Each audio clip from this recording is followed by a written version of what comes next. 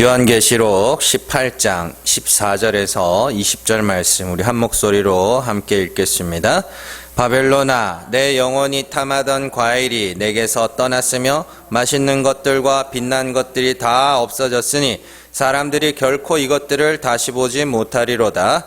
바벨론으로 말미암아 치부한 이 상품의 상인들이 그의 고통을 무서워하여 멀리 서서 울고 애통하여 이르되 화이토다 화이토다 큰 성이여, 세마포옷과 자주옷과 붉은 옷을 입고 금과 보석과 진주로 꾸민 것인데 그러한 부가 한 시간에 망하였도다. 모든 선장과 각처를 다니는 선객들과 선원들과 바다에서 일하는 자들이 멀리 서서 그가 불타는 연기를 보고 외쳐 이르되 이 큰 성과 같은 성이 어디 있느냐 하며 티끌을 자기 머리에 뿌리고 울며 애통하여 외쳐 이르되 화이토다 화이토다 이 큰 성이여, 바다에서 배부리는 모든 자들이 너의 보배로운 상품으로 치부하였더니 한 시간에 망하였도다. 하늘과 성도들아, 사도들과 선지자들아, 그로 말미암아 즐거워하라. 하나님이 너희를 위하여 그에게 심판을 행하셨음이라 하더라. 아멘.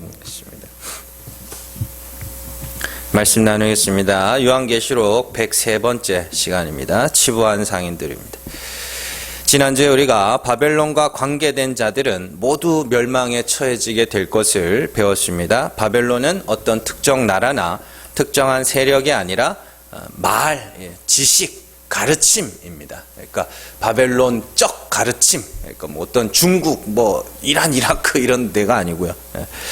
그래서 그러한 가르침은 반드시 인간의 행위에 가치를 부여한다 그랬죠. 그래서 스스로 영생에 이르자, 스스로 구원에 이르자, 그러기 위해서는 내가 뭔가를 자꾸 해야 되거든요. 그게 이제 바벨론적 가르침입니다. 그래서 할례를 받는 것이 가치 있는 일이라 하자, 절기를 지키는 것이 가치 있는 일이라 하자, 음식을 절제하는 것이 가치 있는 일이라 하자, 또 이것 저것을 하는 것이 가치 있는 일이라 하자고 가르쳐서, 그게 바벨론이죠. 그래서 가르쳐서 그것을 열심히 행하여 나는 이렇게 가치 있는 자가 되었어, 하나님 앞에서 이렇게 가치 있는 자가 되었어, 그것이 바벨론에게 속한 자들이에요. 그래서 이런 말들을 제가 하면은 오해하시는 분들이 있는데, 그러면 막 살아도 되나?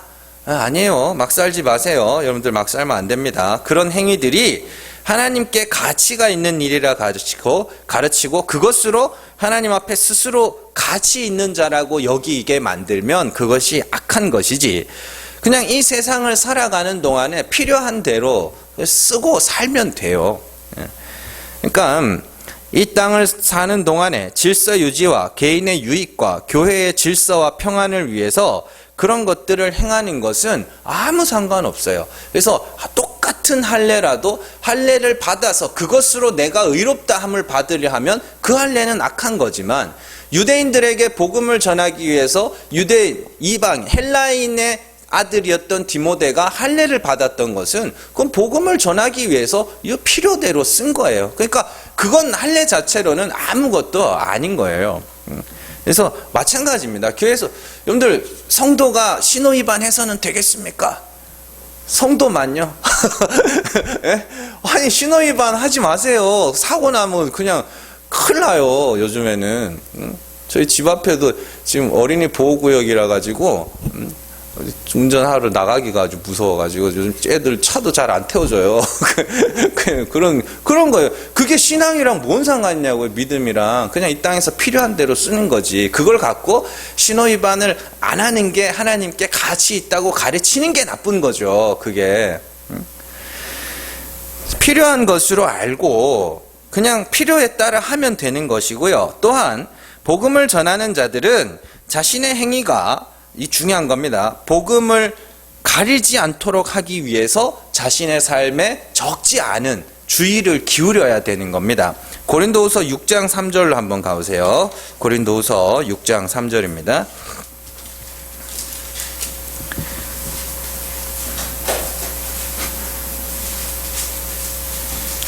고린도후서 6장 3절입니다. 같이 읽습니다. 우리가 이 직분이 비방을 받지 않게 하려고 무엇에든지 아무에게도 거리끼지 않게 하고 이렇게 돼 있죠. 이 직분이 뭐예요? 5장 그 막판에 나오는 화목하게 하는 직분이죠. 복음 전하는 이 직분을 위해서 아무에게도 거리끼지 않게 하기 위하여. 그렇죠? 그래서 거리끼지 않게 하기 위하여 많이 주의하고 사는 거예요. 이렇게 복음을 전하는 것이 목적이지 어떤 그런 삶의 그게 목적이 아닌 겁니다.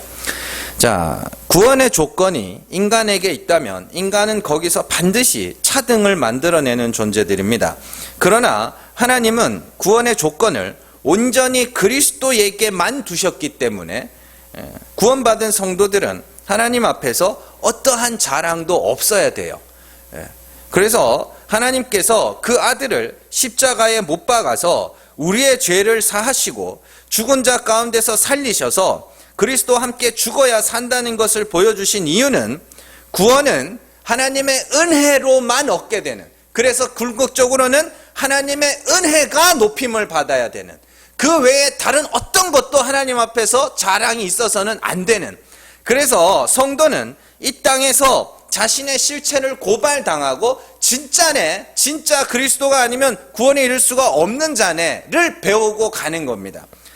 자, 어린이 동화 중에 이 까마귀의 깃털이라는 동화가 있어요. 각종 새들이 자신의 깃털을 갖고 막 뽐내고 다녀요. 근데 까마귀는 자기가 보니까 시커매가지고 자랑할 게 하나도 없어요. 그래가지고 새들이 흘리고 간 깃털 있죠? 새들이 흘리고 간 깃털을 자기 몸에 이제 잔뜩 붙입니다. 그래서 오늘 봤더니 처음 보는 새가 온갖 화려한 깃털들을 다 꽂고 왔단 말이에요. 그래서 새들이 와 막 그러는데 어떤 새가 이렇게 보다가 저거 내 건데 하고 하나 뽑아가요.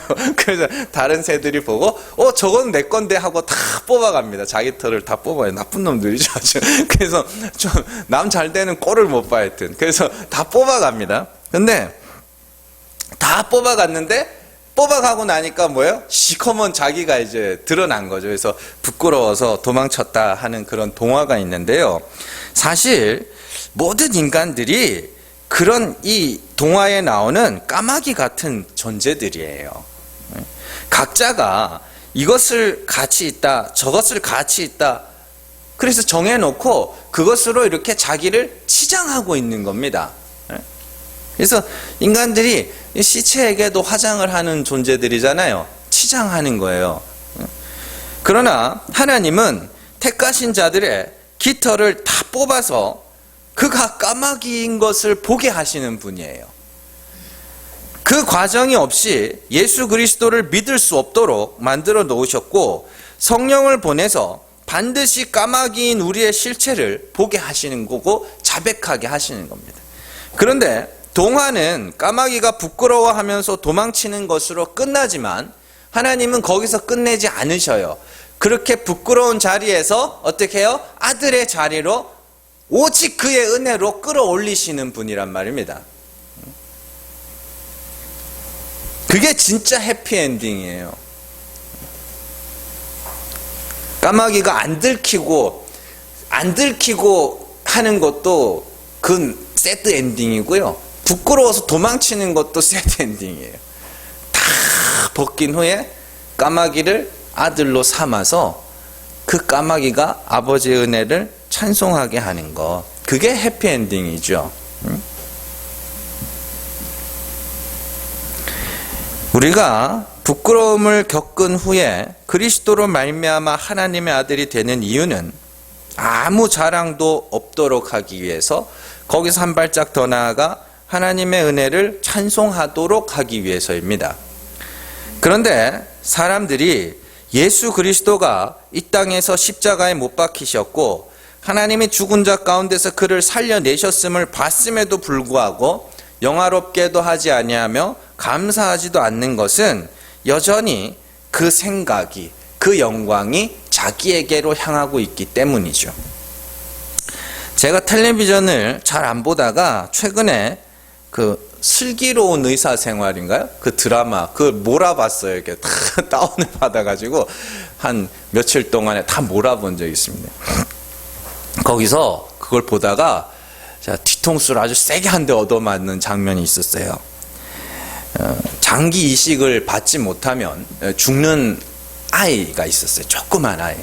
그 아이가 있었어요. 그러다가 이제 부모들이 막 우리 아이 살 수 있냐고 막 울고 불고 막 그럽니다. 그러다가 기적적으로 이제 뇌사자가 생겨나게 돼요. 그래서 뇌사자가 이제 생겨나서 장기 이식 이제 동의를 하게 되죠. 그래서 장기를 이제 이식받게 됩니다. 그래서 부모들이 이제 의사가 수술을 끝나고 나와서 수술 잘 됐습니다. 살 겁니다. 그랬더니 엄마 아버지가 막 너무 좋아하는 거예요. 우리 아이 이제 살았죠. 뭐 기적이죠. 이거 기적이죠. 막 그러면서 살았죠. 막 그렇게 이야기를 합니다. 그래서 선생님 감사합니다. 막 그러는데 의사가 그때 이제 그래요. 여러분들 부모님이 진짜 감사해야 될 사람은 그 사람이라고. 그 장기 기증해준 그 사람이지 내가 아닙니다. 그렇게 이야기를 해요.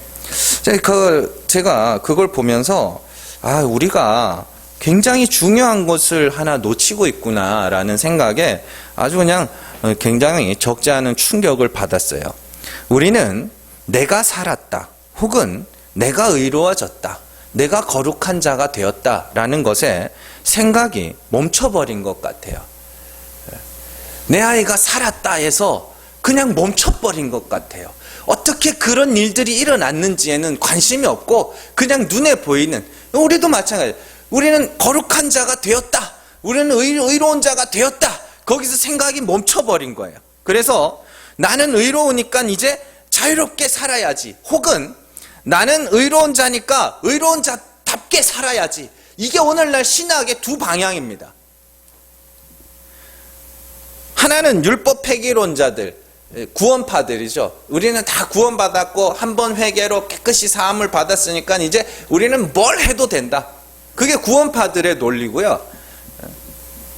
오늘 개혁신학이라고 부르는 우리 교단에서도 성화론, 의로운 자가 되었으니까 의로운 자가 돼야지, 의로운 자처럼 살아야지, 그래서 가치 있는 성도가 돼야지, 그러고들 앉아 있는 거죠. 그러나 성경은 우리에게 말하는 게 뭐냐면, 너희가 어떻게 거룩해진 줄 알아? 예요. 너희가 어떻게 의롭게 된 줄 알아? 너희가 어떻게 죄 씻음을 받은 줄 아니? 어떻게? 그러한 질문을 성경이 계속해서 우리에게 던져주고 있는 거예요. 어떻게 된 건 줄 알아? 어떻게 의롭게 된 줄 알아? 어떻게 됐어요?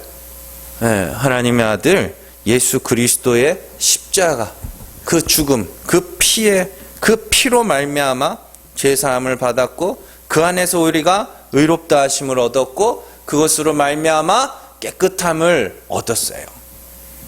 베드로전서로 한번 가보세요. 베드로전서 1장 18절에서 19절입니다.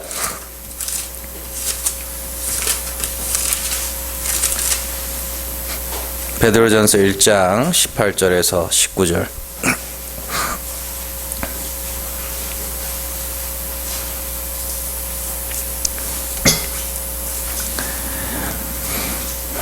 같이 읽습니다. 너희가 알거니와 너희 조상이 물려준 헛된 행실에서 대속함을 받은 것은 은이나 금같이 없어질 것으로 된 것이 아니요 오직 흠없고 점없는 어린 양 같은 그리스도의 보배로운 피로 된 것이니라. 아멘. 히브리서 9장으로 가보세요. 히브리서 9장 12절입니다. 히브리서 9장 12절.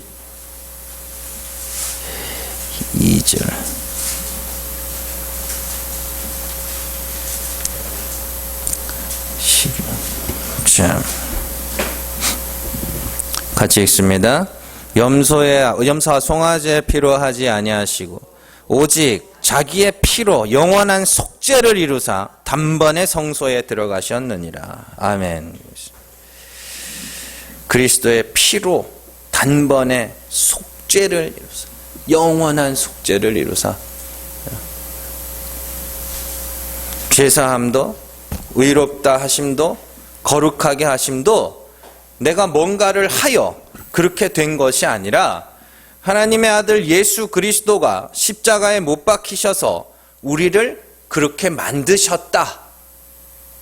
그런데 생각이 나는 살았다, 나는 의롭다에서 멈춰 있으니까 하나님의 은혜도 긍휼도 자비도 보지를 못하는 거예요.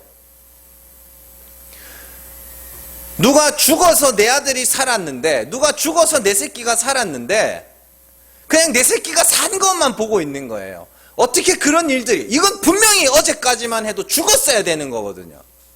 그냥 죽음만 기다리고 있었는데 어떻게 살았지? 얘는 관심을 못 쓰는 겁니다. 그게 오늘날의 우리의 모습이에요. 하나님이 그 아들을 통하여 우리의 죄를 사해 주신 이유가 뭐예요? 로마서 5장 8절을 보면 우리가 아직 죄인 되었을 때에 그리스도께서 우리를 위하여 죽으심으로 하나님께서 우리를 향한 그의 사랑을 확증하셨느니라. 내가 너희를 사랑한다, 사랑해, 그걸 확증하시기 위해서 그 아들을 통하여 우리를 구원하시는 거라 그래요. 그런데 우리는 그를 향한 감사와 찬송이 아니라 죄사함을 받은 나, 의로워진 나에게만 집중이 되어 있는 거예요. 그러다 보니 예배를 등한시하고 그리스도를 자랑하는 일들도 등한시 되는 것이죠. 나의 살았음에만 멈춰 있는 거예요. 난 의로우니까 그럼 예배 안 드려도 안 돼요? 나는 이미 거룩해졌다니까 예배 안 드려도 안 돼요?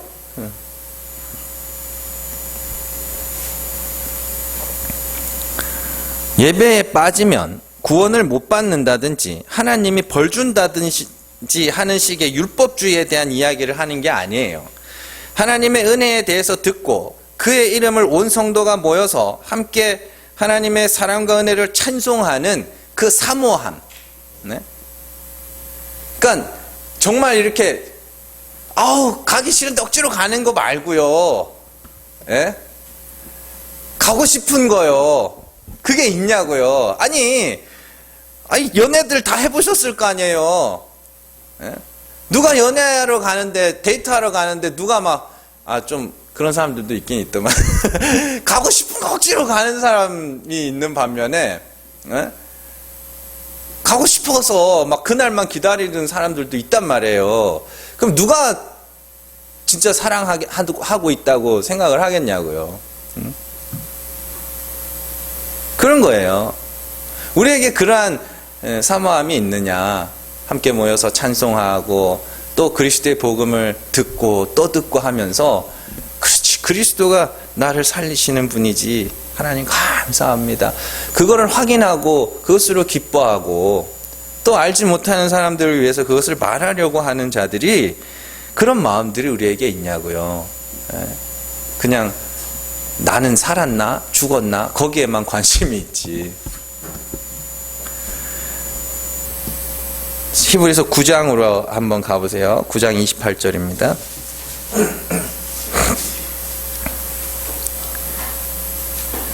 같이 읽습니다. 이와 같이 그리스도도 많은 사람의 죄를 담당하시려고 단번에 들이신 바 되었고 구원에 이르게 하기 위하여 죄와 상관없이 자기를 바라는 자들에게 두 번째 나타나시리라. 아멘. 여기서 주목할 말씀이 죄와 상관없이라는 말이에요. 죄와 상관없이.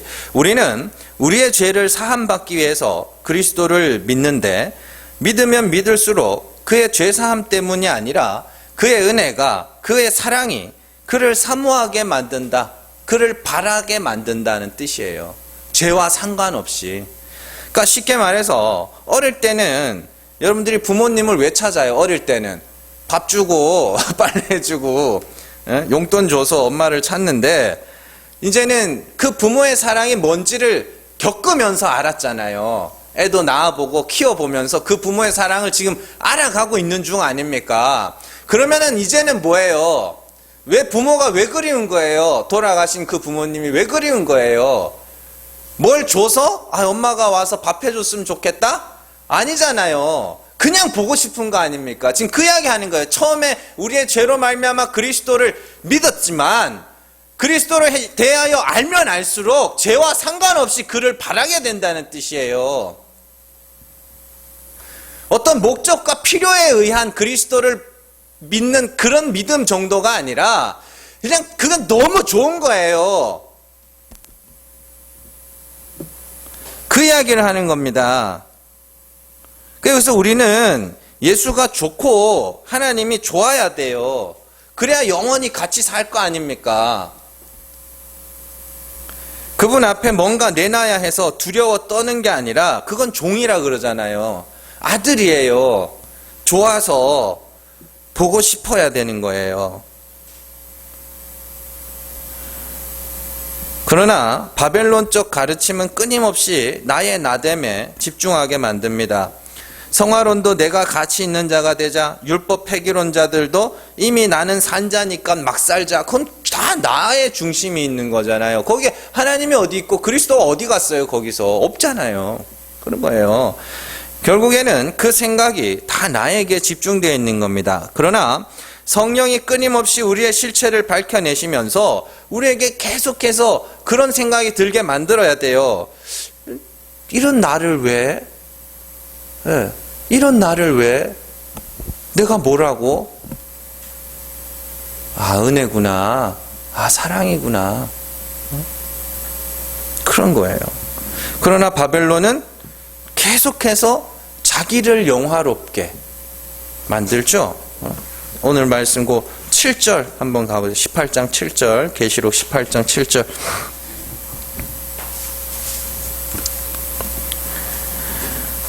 같이 읽습니다. 그가 얼마나 자기를 영화롭게 하였으며 사치하였든지 그만큼 고통과 애통함으로 갚아주라. 이렇게 돼 있죠. 여기 있어요. 뭐 하랬다? 자기를 영화롭게 했다 그러죠. 자기를 영화롭게. 성도는 자기가 점점 쇠하여지면서 하나님의 은혜가 점점 하나님의 은혜가 영화롭게 돼야 되는데, 바벨론은 어떻게 해요? 자기가 점점 영화로워지는 거예요. 그 이야기 하는 겁니다. 그래서 하나님을 영화롭게도 하지 않고 감사하지도 못하게 만드는 그 바벨론은 반드시 패망하게 된다. 그 이야기를 하는 것이죠. 이 땅에서도 이러한 진리는 동일하게 적용이 됩니다. 인문학의 발전이라는 것이 여러분들 인문학 발전이니까 뭐 어려운 거 생각하지 마시고 텔레비전 요즘 많이 보시잖아요. 텔레비전은 인문학의 정점에 서 있는 겁니다. 엄청난 인문학의 이론들이 막 정말 엄청나게 물타 있는 거예요. 여러분들 텔레비전 많이 보면 볼수록 여러분들의 삶이 행복해지든가요? 불평과 불만이 늘어나든가요? 네? 텔레비전을 보면은 행복을 이야기하는 사람들이 있잖아요. 근데 보면 볼수록 불평과 불만만 더 늘어나요. 왜 그럴 것 같으세요?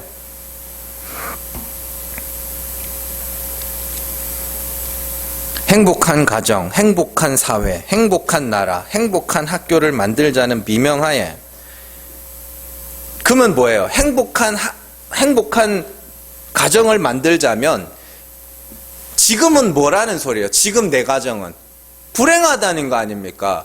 아니, 멀쩡하게 잘 살고 있는데 이게 행복한 가정이에요 라고 모델을 제시하면 그 순간 내 가정은 뭐가 되냐면 뭐가 돼요? 불행한 가정이 되는 거예요. 그래서 텔레비전 보고 행복한 가정을 만들자고 하는 순간부터 뭐 하냐면 그때부터 싸움이 시작되는 거예요. 그리스 신화에 보면 프로세스테스의 침대라는 게 있습니다. 헤라클레스가 뭐 이렇게 여러 가지 미션을 하는 중에 나오는 이야기인데요. 잠깐 나오는 이야기인데, 그 침대가 있는데 그 프로세스테스가 얼마나 나쁜 놈이냐면 이 사람을 눕혀요, 거기에.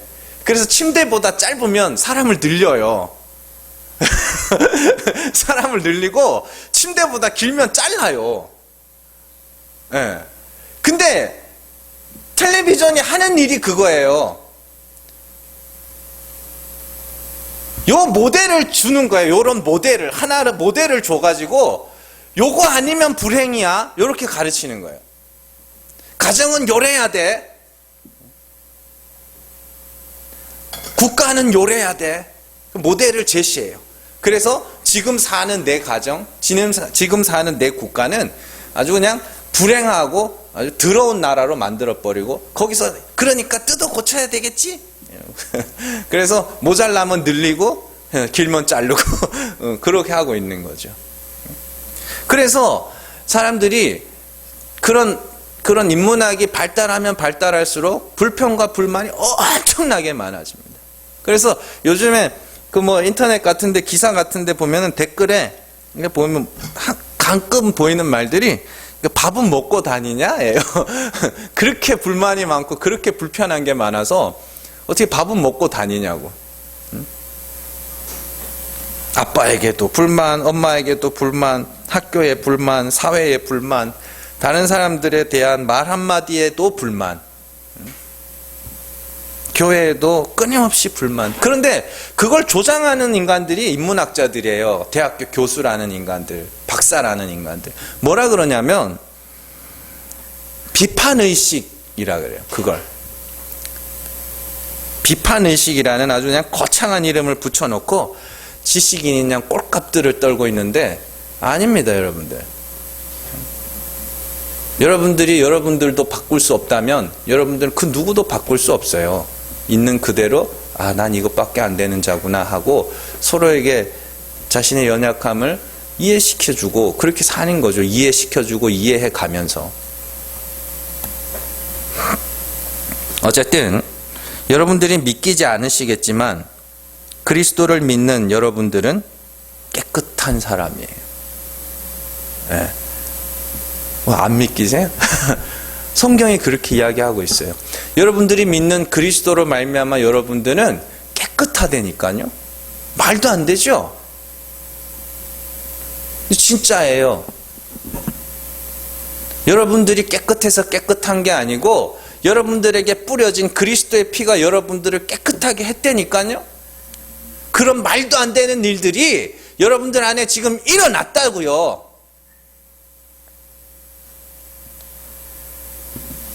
여러분들은 그렇게 불의하고 죄 많고 여전히 이기적인 존재로 살고 있지만 여러분들이 믿는 그리스도로 말미암아 여러분들은 의롭다니까요. 그게 우리에게 주어진 복이에요. 이렇게 더러운데 그 피 한 방울이 우리에게 딱 묻자 하나님이 야 이거 깨끗하네 이래 버리는 거예요. 말도 안 되는 일이 일어난 거예요. 그렇게 여전히 이렇게 부정하고 그리스도를 믿고 나서는 그 부정함이 더 눈에 선명하게 보이는데, 하나님이 그리스도로 말미암아 우리를 거룩하다 선언해 버리셨다고요. 그래서 여러분들은 거룩한 자예요. 어떻게 해요? 여러분들이 거룩해서? 아닙니다.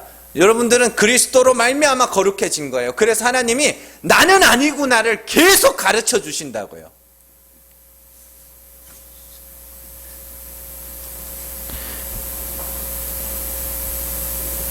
나는 거룩해졌구나, 나는 깨끗해졌구나, 그게 중요한 게 아니고 어떻게 그런 일이 일어났는지가 중요한 거예요. 내가 내 아들 죽여 너 살렸다, 그거 알아야 돼. 내가 너 아들 죽여 네 살렸어, 난 그만큼 널 사랑해, 그걸 이야기하는 거예요. 그래서 우리는 내 죄와 허물들을 더 선명하게 바라볼수록 찬송과 감사가 우리 안에서 더 넘쳐나야 되는 거예요. 우리를 살리기 위하여 하나님의 아들이 죽었다는 사실을 잘 알아야 됩니다. 내가 산 것이 아니라 내 안에 그리스도로 말미암아 살았다. 그 말이 뭔지를 아셔야 된다고요. 내가 의로운 것이 아니라 그리스도로 말미암아 의로워졌다. 내가 깨끗한 것이 아니라 그리스도의 피가 나를 깨끗하게 하였다. 그러니까 복음을 깨닫고 그 은혜를 감사하고 찬송해라. 그게 다예요. 하나님이 여러분들에게 엄청나게 어려운 것들을 요구하시는 게 아니란 말입니다. 목숨을 버리지 아니하면 천국에 못 간다? 그 목숨이 뭐냐고요, 목숨이. 내가 살았다 하는 그 마음이 없어져야 된다는 이야기예요. 얼마든지 할 수 있는 거예요. 왜냐하면 이미 죽어 있었거든요. 살아있는 척하고 있었던 거지. 그 하나님이 원하는 건 결국에 그거예요. 감사는 하냐? 예? 감사는 해? 여러분들 깨끗한 사람이에요. 그래서 성도들한테 서로 욕하지 말고 외모로 판단하지 말라 그러는 거예요. 왜냐하면 그 사람이 내 눈에 보기에 더러워도 그가 믿는 그리스도로 말미암아 깨끗해졌다니까요. 말도 안 되죠. 근데 그게 일어났다고요. 실제로 그런 일들이.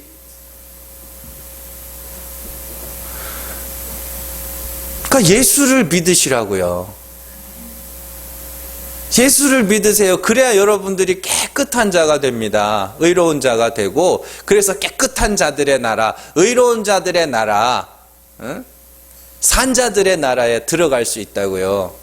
아무리 내가 깨끗하다 해도 그리스도의 피가 뿌려지지 않으면 그건 더러운 거예요. 그래서 성전에 쓰는 모든 그릇에도 어떻게 해요? 피를 뿌렸다 그러죠. 그래야 그게 거룩해지는 거거든요.